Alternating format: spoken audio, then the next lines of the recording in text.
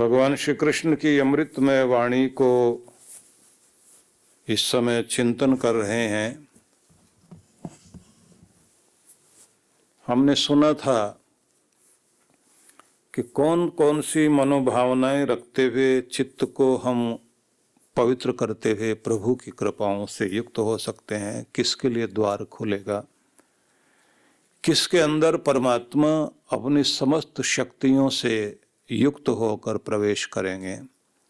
तो उसमें हमने ये जाना कि सबसे पहले इस मार्ग में चलने के लिए पहली सीढ़ी प्रेम की सीढ़ी है। भक्ति में ये प्रेम आवश्यक है और इसको इस रूप में माना गया है कि बैर रहित जीवन जिया जाए। तो सबके मंगल कामना, सबके प्रति प्रेम, और फिर कहा गया है कि उस प्रेम को प्राणी मात्र तक फैलाएं और मैत्री भाव का व्यवहार रखें। मैत्री भाव से उल्टा है शत्रुता का व्यवहार ना हो।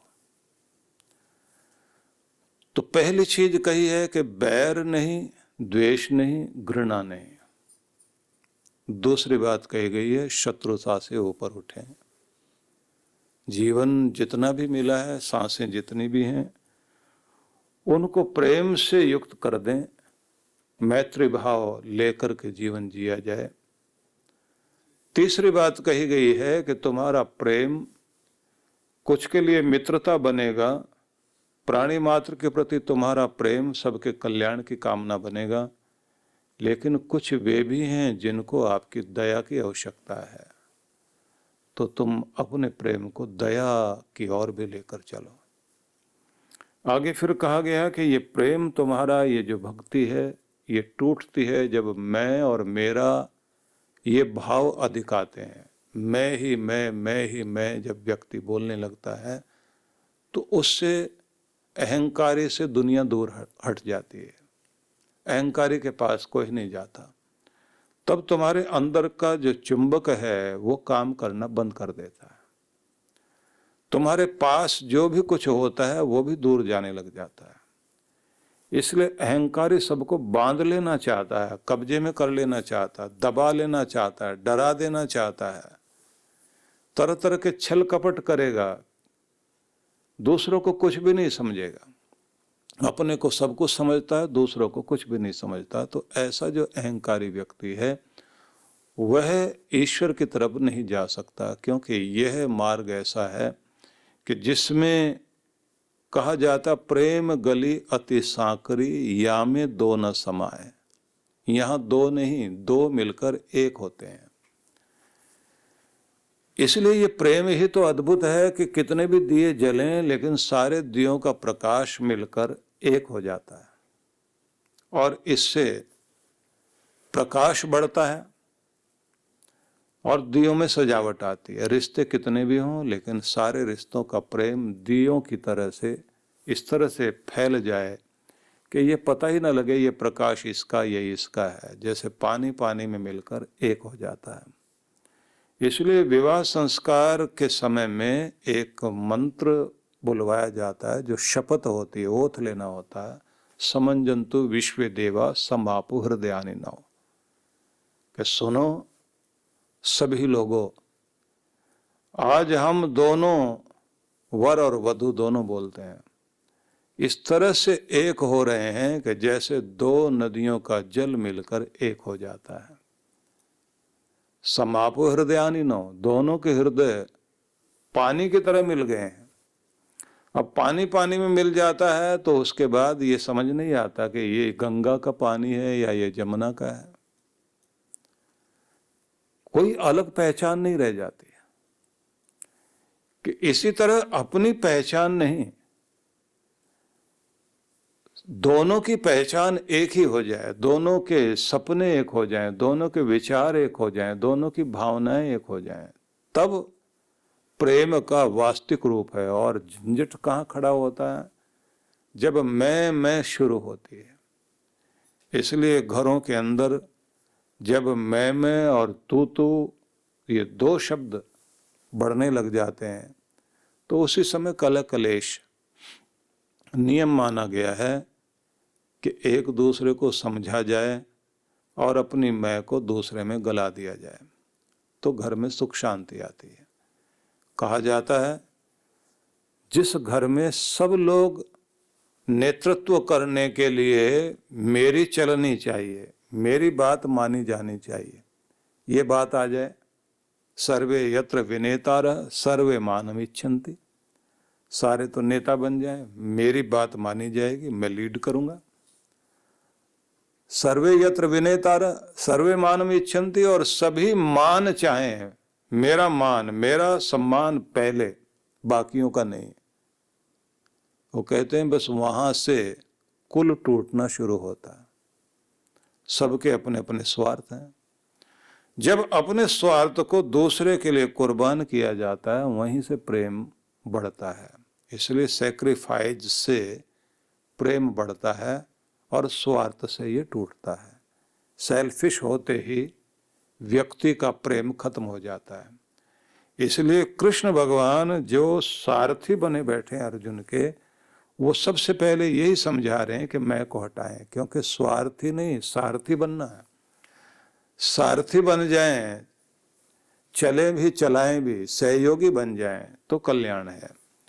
तो इसलिए आगे कहा है कि मैं को हटा दिया जाए और मेरा मेरा मेरा, ये भी मेरा, ये भी मेरा, ये भी मेरा। तो इससे हम अपने ईश्वर से दूर हो जाते हैं। मतलब ये कि मैं और मेरा से ऊपर उठकर चलें। और कमाल की ये बात है कि कोई भी व्यक्ति तर्क वितर्क लगाकर अपने आप को दुनिया में सबसे ज्यादा बेहतरीन बता देगा। तुमसे बेहतरीन मैं हूं, इससे बढ़कर कौन हो सकता है। वो कहा जाता है कि किसी एक प्रोफेसर ने जो दर्शन शास्त्र पढ़ा रहा था, विद्यार्थियों से कहा कि मैं सिद्ध कर सकता हूं कि दुनिया का सबसे बेहतरीन इंसान मैं हूं और सबसे श्रेष्ठ इंसान मैं हूं, और तुम भी मान लोगे। और फिर हम सिद्ध करने लग जाएं कि सबसे ज्यादा घटिया कौन हो सकता है, कि ये सारी चीजें हो सकती हैं। तो सब विद्यार्थियों ने कहा कि साहब आप बताइए। तो फ्रांस में वो पढ़ा रहे थे और दर्शन शास्त्र पढ़ा रहे थे। बोले बताओ कि सबसे ज्यादा अच्छा देश कौन सा है। तो हर आदमी अपने देश को ही प्यार करता है ना, हर आदमी यही कहेगा मेरा देश सबसे महान। तो उन्होंने कहा कि बताओ कौन सा देश अच्छा, सारी दुनिया के देश अच्छे या हमारा। तो सबने कहा साहब हमारा देश बहुत अच्छा है। बोले फ्रांस महान हुआ ना। बोले साहब बिल्कुल महान हुआ। बोले पूरे फ्रांस में कौन सा शहर सबसे अच्छा है, महत्वपूर्ण है। बोले पेरिस। बोले वहीं तुम बैठे हुए। अब बोले ये भी बताइए कि इसमें सबसे अच्छी जगह कौन सी है जो लोगों को भटकाए या दिशा दिखाए। बोले जी जो भटकाए वो जगह तो अच्छी नहीं है। बोले जितने भी भटकाने वाले मॉल हैं, दूसरी चीजें हैं, उनको भूलो और उसको याद करो जहाँ से दिशा दी जाती है। बोले वो तो साहब हमारा ये विश्वविद्यालय कॉलेज है, ये विश्वविद्यालय ये यूनिवर्सिटी, यहाँ से दिशा दी जाती है। बोले ठीक है, तो विश्वविद्यालय में बहुत सारे सब्जेक्ट्स पढ़ाए जाते हैं, अब ये बताइए सबसे अच्छा सब्जेक्ट कौन सा है। तो सब ने कहा साहब फिलॉसफी, क्योंकि जीवन दर्शन जैसा होता है व्यक्ति वैसा जीवन जीता है। तो जीवन के सिद्धांत जहाँ पढ़ाए जाते हैं तो वही सबसे अच्छा सब्जेक्ट है। तो इसका मतलब क्लास सबसे अच्छी है हमारी। तो बोले उसमें भी जो पढ़ाने वाला वो अच्छा है या जो पढ़ने वाले अच्छे हैं। बोले साहब पढ़ाने वाला बहुत अच्छा। बोले सर्वश्रेष्ठ कौन हुआ, मैं। अब आदमी अपने आप को सिद्ध करने लग जाए कि दुनिया में सर्वश्रेष्ठ कौन, मैं। अब इसी तरह से दूसरों को घटिया बताना शुरू कर दीजिए और पूरी दुनिया में इसी का झगड़ा है। कृष्ण भगवान ये कहते हैं जब तक मैं नहीं गिरेगी और मेरेपन का और तेरेपन का भाव नहीं हटेगा तब तक तुम्हारी भक्ति शुरू नहीं हो सकती। इसलिए मैं नहीं तू ही तू, और मेरा नहीं सब तेरा, तेरा तुझको सौंपते क्या लागत है मोर, और जब आप भोजन भी ग्रहण करते हैं तो भावना होती ना, त्वदीय वस्तु गोविंद तुभ्यमेव समर्पये, उससे पहले भगवान को भोग लगाते हैं ना, भगवान को अर्पित करते हुए भगवान को भोजन दे रहे हैं या भगवान के लिए कुछ भी अर्पित कर रहे हैं, तो क्या कहते हैं, यही भावना कहते हैं, ये तेरा ही तो था, त्वदीय वस्तु गोविंद, तेरी तो वस्तु है, तेरा ही तो पदार्थ है, तेरा ही तो दिया हुआ है, तुभ्यमेव समर्पये, मैं तुम्हें ही समर्पित कर रहा हूं, तुम्हारा तुम्हें ही दे रहा हूं। और इसमें भी आनंद है, भगवान ने दिया और हम भगवान को अर्पित कर रहे हैं। तो ये बिल्कुल उसी तरह से है जैसे किसी माँ ने अपने बच्चे को कोई एक मिठाई खाने को दी, और खाने को दी तो साथ में ये भी पूछ लिया माँ को भी खिलाएगा क्या।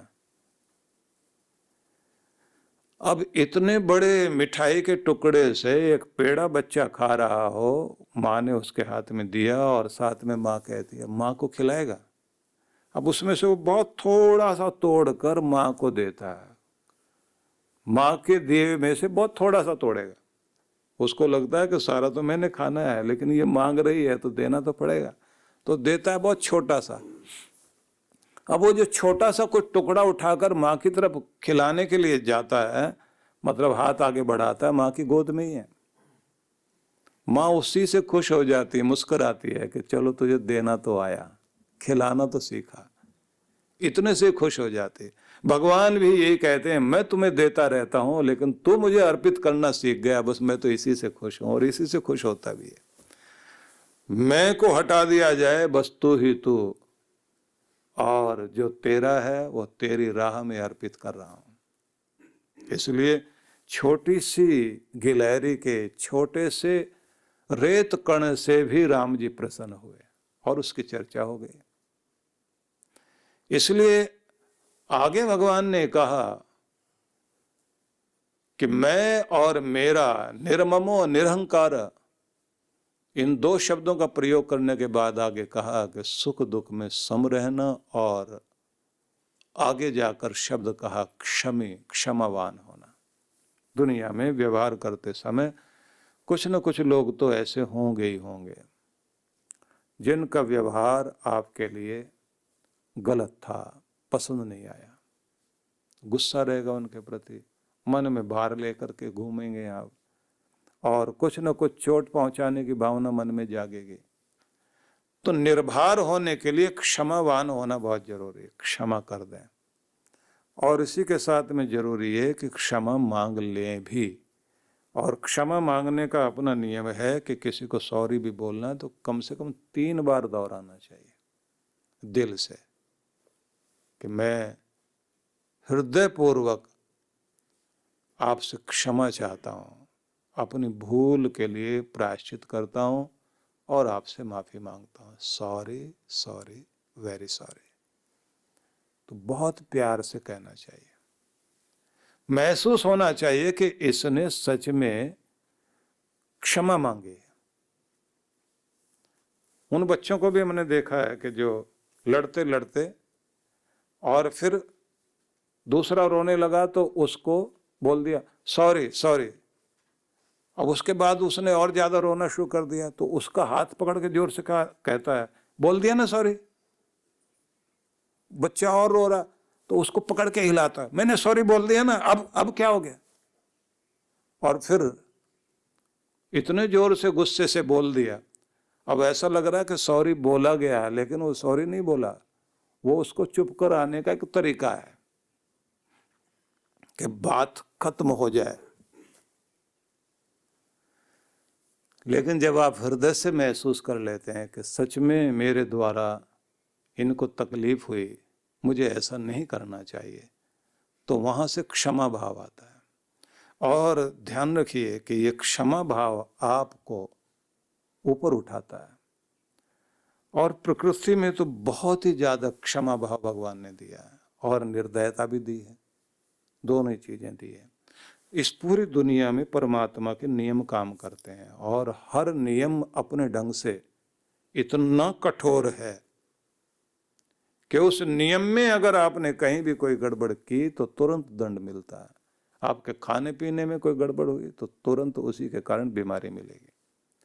चलते हुए आपने लापरवाही की, आपको सतर्क और सजग होकर चलना चाहिए। जितनी तेज चीज पर आप सवार हो उतना ही ज्यादा सतर्क और उतना ही ज्यादा सावधान, और जितने ऊंची जगह पर आप हो उतना ही ज्यादा सावधान, उतना ही ज्यादा सतर्क। बैलगाड़ी चला रहे हो तब तो आपको थोड़ी बहुत ही सतर्कता चाहिए, लेकिन मोटरसाइकिल पर बैठकर जा रहे हो तो सतर्कता बढ़ जाएगी। और अगर तेज, इससे भी तेज गाड़ी आपकी है, कोई आप कार में बैठे हो और अच्छी स्पीड से चला रहे हैं, और ज्यादा सतर्क सजग होना पड़ेगा। और अगर उससे भी कहीं और कोई तेज चलने वाली गाड़ी आपने पकड़ी भी है, कोई ऐसी गाड़ी है स्पोर्ट्स कार में आप बैठे हुए हो, आपकी स्पीड बहुत अच्छी है, 400 किलोमीटर चलने वाली, तेजी से चलने वाली गाड़ियां भी हैं, तो जितनी तेज गाड़ी में बैठे हुए हो उतना ज्यादा सतर्क सावधान। लेकिन उससे भी ज्यादा बड़ी चीज संतुलन बनाना और ब्रेक लगाना। क्योंकि जितना आप सतर्क रहें, सावधान रहें, वो तो आवश्यक है, उतना ही बैलेंस करना भी आना चाहिए आपको। और जितना बैलेंस करने के लिए आप लगे हुए हैं तो उससे ज्यादा आपका ब्रेक काम करता है या नहीं करता। अगर ब्रेक काम करता है तो फिर तो आप सही चल पाएंगे। इसलिए हर आदमी को ब्रेक का इस्तेमाल करना चाहिए। आपकी एनर्जी तो बहुत है, गुस्सा बहुत जल्दी आता है, और गुस्से वाले लोग जो है काम बहुत जल्दी जल्दी करते हैं, ये भी कमाल की बात है। मूडी भी हो तो फिर तो उद्विग्न जल्दी हो जाएंगे, बेचैन हो जाएंगे। अगला जो श्लोक है कृष्ण भगवान ने तीसरे श्लोक में इसी क्रम में वहां उद्विग्नता की बात कही है कि उद्विग्न होना ना तो स्वयं हो और ना दूसरों को होने दे। क्योंकि बहुत लोग दुनिया में इसी तरह के हैं, उनका स्वभाव है उद्विग्न होने का, बेचैन होने का, भड़कने का। भड़केंगे, भड़का देंगे दूसरों को, गुस्से में आना और दूसरों को भी गुस्से में डाल देना कि इससे हट करके ही तुम मेरी प्रियता को पा सकते हो, मेरे प्रेम को पा सकते हो। और अगर आदत पड़ गई, कुछ लोग होते हैं ना जिनको ये आदत पड़ी हुई होती है कि कुछ भी करिए आप, वो गुस्सा जरूर करेंगे। बेटे पर गुस्सा करने की आदत पड़ी हुई है, ये ऐसे कपड़े क्यों पहनता है, मैले कुचैले पुराने उठा करके, मैं हूं ना दुनिया में, मर गया हूं क्या। और अगर उसने जो है कुछ दिनों के बाद ज्यादा बढ़िया कपड़े पहनने शुरू कर दिए, ये बेच खाएगा मुझे, ऐसे ऐसे पैसे फालतू के खर्च कर रहा है, ये 2 दिनों में दिवाला निकालेगा मेरा। अब वो बेचारा इस परेशानी में है कि अच्छा पहनूं तो गुस्से में, ना पहनूं तो गुस्से में बनियान पहन के घूमने लगा, वहीं से भड़कना शुरू हो गया। ये दिन आ गए हमारे आज कि बनियान कच्चा पहन के घूमना पड़ेगा तुम्हें जब मैं नहीं रहूंगा ना, श्रद्धांजलि सभा हो रही होगी, तब पहन के घूमना है ऐसा। अब वो माथा पीटे अपना, आदत पड़ी हुई बेचैन होने की। कृष्ण भगवान कहते हैं ये लोग नहीं आ पाएंगे मेरी तरफ, क्योंकि उनकी बेचैनी ही बाधा बन जाएगी। बड़े प्यारे श्लोक हैं ये सारे के सारे। मैं तो जंप लगा के तीसरे पे पहुंच गया हूं, जबकि मुझे तो अभी इससे अगले वाले पे कहना है। एक एक शब्द को बहुत अच्छे ढंग से जोड़ा गया, इसलिए सारे सूत्र बहुत अद्भुत हैं। यहां कहा गया कि क्षमावान जब तक नहीं बनोगे और अपने ऊपर ब्रेक लगाना नहीं सीखोगे, इसलिए अगली बात यही कही है, तुम्हें संतुलन आना चाहिए। संतुष्ट सततम योगी यत आत्मा दृढ़ निश्चय, ये अगला श्लोक इसी भाव को लेकर समझाता है। और जब सुख दुख में सम रहने की बात कही गई तो उसमें भी संतुलन को बहुत महत्व दिया गया। और कृष्ण भगवान योग कहते हैं इसको, समत्वम योग उच्यते, संतुलन ही योग है, समता में रहना ही योग है। बैलेंस बनाना आ गया तो बस इसी का नाम योग है। बैलेंस बनाना सीखो, आसान खेल नहीं है ये। बैलेंस बनाने में बहुत ताकत लगती है आपके। गर्मी सर्दी के बीच में, मान अपमान के बीच में, सुख दुख के बीच में, लेने देने के बीच में, संयोग वियोग के बीच में बैलेंस बनाना आसान बात नहीं है। जो जल्दी बना ले वो सुखी। अन्नपूर्णा योजना इस योजना में आप अपने एवं अपने परिवारजनों के जन्मोत्सव, विवाह की वर्षगांठ तथा दिवंगत परिजनों की पावन स्मृति में आनंद धाम आश्रम में स्थित गुरुकुल के ऋषि कुमारों एवं वृद्धाश्रम के वृद्धजनों को सहभोज करा सकते हैं। इस अवसर पर प्रातः गुरुकुल के ऋषि कुमारों द्वारा वैदिक मंत्रोच्चारण के साथ आपके एवं आपके परिवार की मंगल कामनाओं के निमित्त यज्ञ का आयोजन किया जाता है। यजमान की सुख, समृद्धि और दीर्घ आयु के लिए प्रार्थना भी की जाती है। दोपहर को सहभोज का आयोजन होता है। आप सपरिवार आनंद धाम पधारे, यज्ञ में भाग लें और अपने हाथों से भोजन कराकर पुण्य लाभ एवं आत्म संतुष्टि के भाव से जीवन को आनंदमय करें। इस योजना से जुड़ने के लिए एवं अधिक जानकारी के लिए संपर्क करें 9582954200 9560792792। सहयोग राशि भेजने के लिए हमारा अकाउंट डिटेल है